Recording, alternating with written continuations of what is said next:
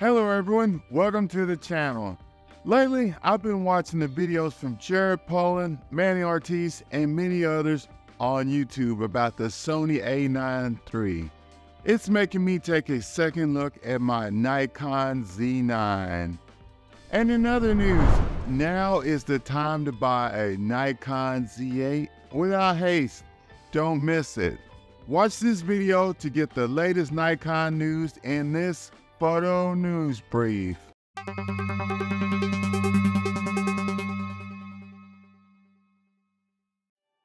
Happy holidays.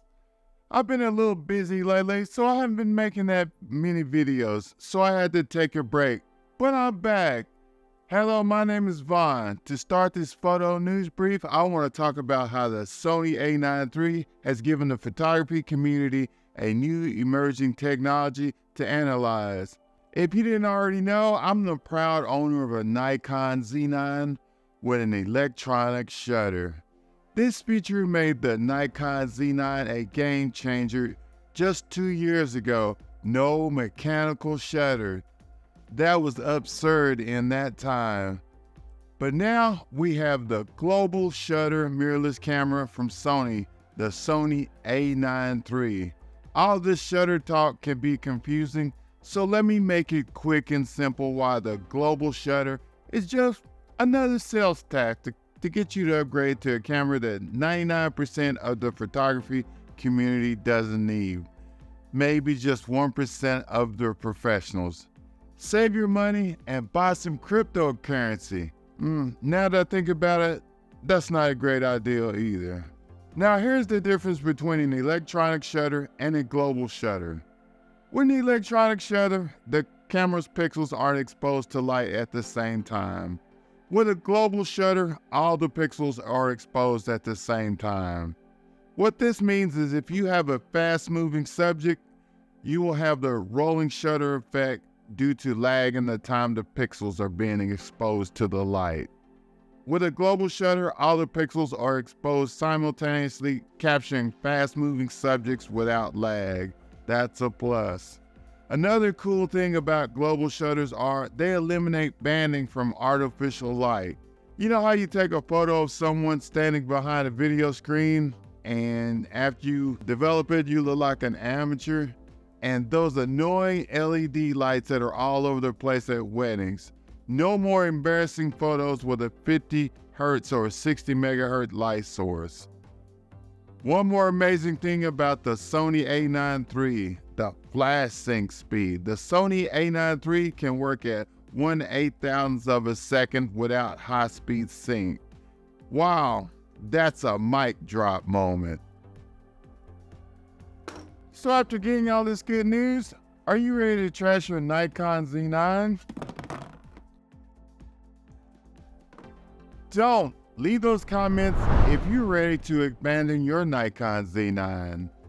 Now here are a few good reasons why you might want to cancel that Sony A9III pre-order and keep your Nikon Z9. The Nikon Z9 and even the Nikon Z8 handle rolling shutter differently than most mirrorless cameras on the market.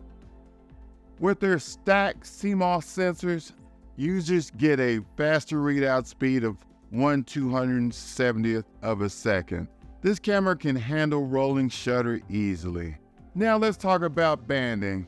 I personally have had a few issues with banding with my Nikon Z9 with video screens and those nasty LED lights. All you have to do is turn on the high frequency flicker reduction and adjust the shutter speed and take a few test shots and you'll have very few issues.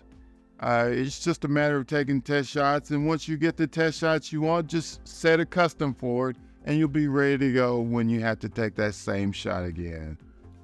Next, I want to talk about the Sony A9III's flash sync speed.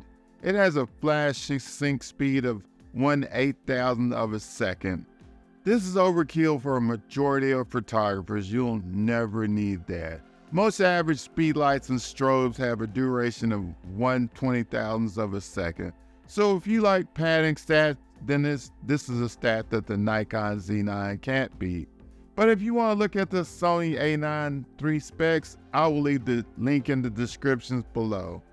As for the other reviews of this camera concerning dynamic range and the high ISO range, we will have all those details when the final production model of the Sony A9III is released in the spring of 2024 for $6,000. So one more thing, December is a slow month for camera releases, so beware of the Nikon Z9H rumors. You know, a Nikon with a global shutter, but stranger things have happened. This just in with the photo news brief. Have you been waiting all year to slide a Nikon Z8 into your stocking? It probably won't fit, but I guess you'll just try.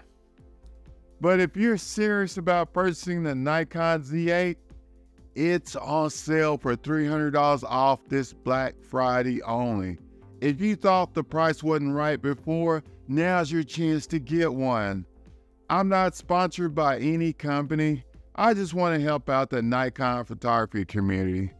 I want you to get that new camera smell high from buying a Nikon Z8 like I got from this Nikon Z9. Happy holidays and thank you for watching my channel this year. I hope you watch it next year.